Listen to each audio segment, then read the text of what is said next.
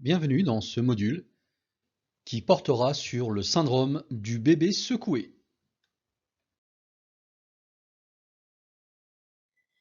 Qui n'a pas été agacé par les pleurs d'un bébé inconsolable? Mais prendre le risque de secouer l'enfant dont les pleurs sont insupportables est considérable. Secouer l'enfant, c'est prendre le risque de causer des séquelles irréversibles au cerveau, qui, telle une bille de flipper, cognera dans la boîte crânienne.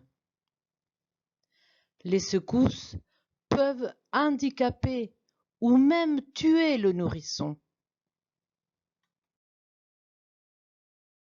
Pour éviter tout accident grave causé par l'hématome qui se formerait à l'intérieur de la boîte crânienne, il faut informer les parents de ce risque ainsi que les professionnels de la petite enfance.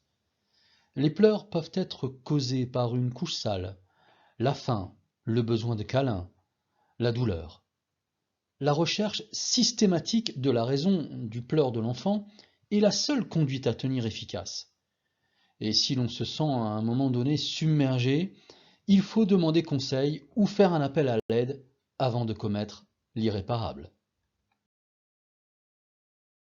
En ce qui concerne les jeux qui consistent à jeter l'enfant dans les airs, hormis le fait de ne pas réussir à le rattraper, ou encore le faire chevaucher sur ses genoux ou bien le faire tourbillonner dans les airs, les risques sont réels d'un choc à la tête ou d'un déboîtement des articulations.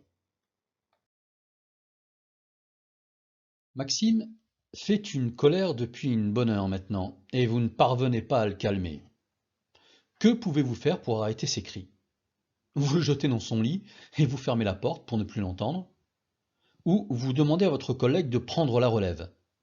Quelle est votre réponse?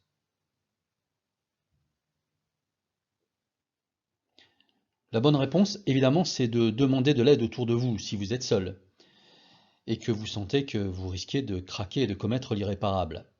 Cherchez la raison pour laquelle il pleure. Ce peut être parce qu'il ou elle a faim, sa couche est peut-être sale, il ou elle a peut-être envie de câlin, peut-être l'enfant est-il malade et éprouve-t-il de la douleur. À présent, quelques recommandations si vous le permettez. Évitez absolument les jeux où l'enfant est secoué, un dada sur les genoux par exemple. Les conséquences peuvent être graves pour son cerveau. Maintenez toujours la nuque du nourrisson quand vous l'avez dans les bras ou quand vous le soulevez. Ceci pour éviter toute conséquence fâcheuse, car ces muscles, les muscles du cou, ne sont pas encore suffisamment puissants. Et formez-vous aux gestes de secours d'urgence. Un jour, cela peut être utile. En présence d'un nourrisson qui pleure et que nous ne parvenons pas à calmer, il est impératif de découvrir pourquoi il pleure. De demander conseil éventuellement à un médecin, une infirmière, à une collègue, de demander de l'aide si on se sent submergé, débordé, quand on n'en peut plus. S'accorder des pauses est également important. Et pourquoi pas, essayer la méditation. Ce module est à présent terminé. Dans le prochain module, nous traiterons des chocs, des coupures et des blessures. Merci de votre attention.